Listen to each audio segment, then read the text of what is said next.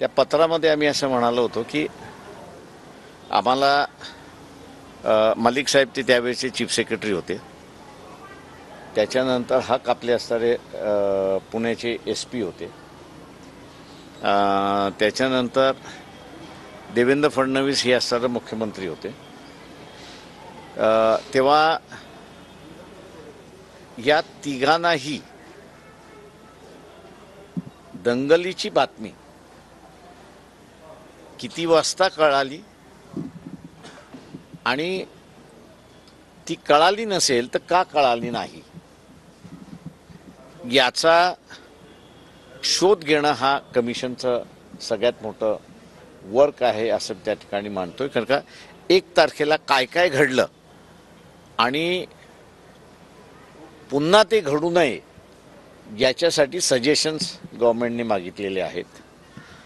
माझं आत्ता सर कमिशनच्या मेंबरशी असणारं बोलणं झालं त्या सगळ्या ह्याच्यामध्ये 17 तारखेला त्यांनी पुन्हा आर्ग्युमेंटसाठी दिलेला आहे, वेळ दिलेला आहे।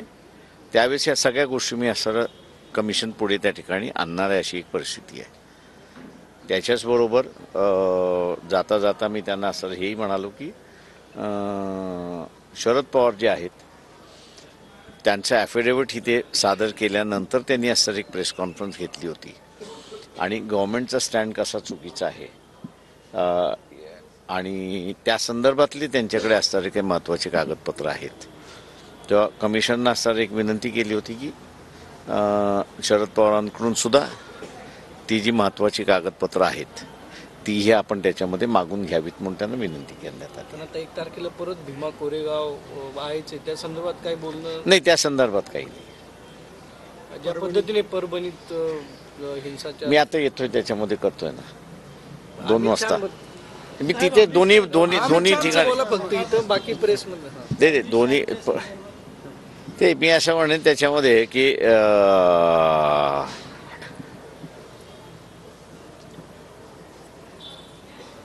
भारतीय जनता पक्ष आत्ता जन्माला आले, त्याच्या अगोदरचं जनसंघ होतं आणि त्याच्या अगोदरचं असणारा RSS होता।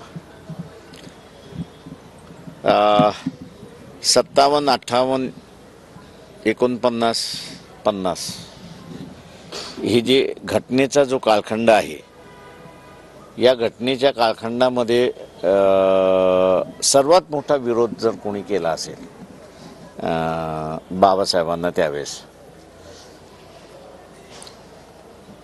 त्या कालावधीमध्ये असणारा या संघटनांनी केला अशी असणारी परिस्थिती आहे। त्याच्यामुळे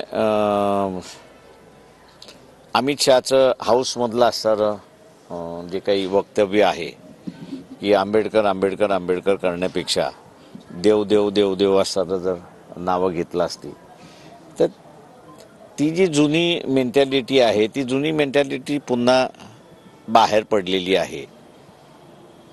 त्याच्यामुळे असं नाविन्य काही आहे असं मी त्या ठिकाणी मानत नाही। तर त्यांना जे काही त्यांचे त्यावेळेसचे प्लॅन्स होते ते आताही त्यांना अंमलात न आणणं हे सगळ्यात मोठं अडचण काँग्रेस पक्ष नाही आहे तर ते बाबासाहेब आंबेडकर आहेत आणि त्याच्यामुळे त्यांचा असणारा जळफळाट हा होत राहणार अशी परिस्थिती आहे।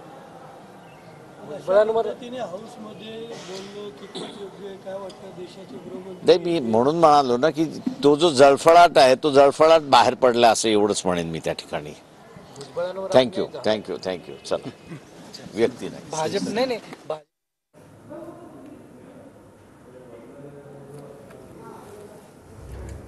तर अमित शहा यांच्या आंबेडकरांसंदर्भातील वक्तव्यावरून प्रकाश आंबेडकर यांनी निशाणा साधलेला आहे। भाजपचा हा जळफळाट होतच राहणार असं प्रकाश आंबेडकर यांनी म्हटलं।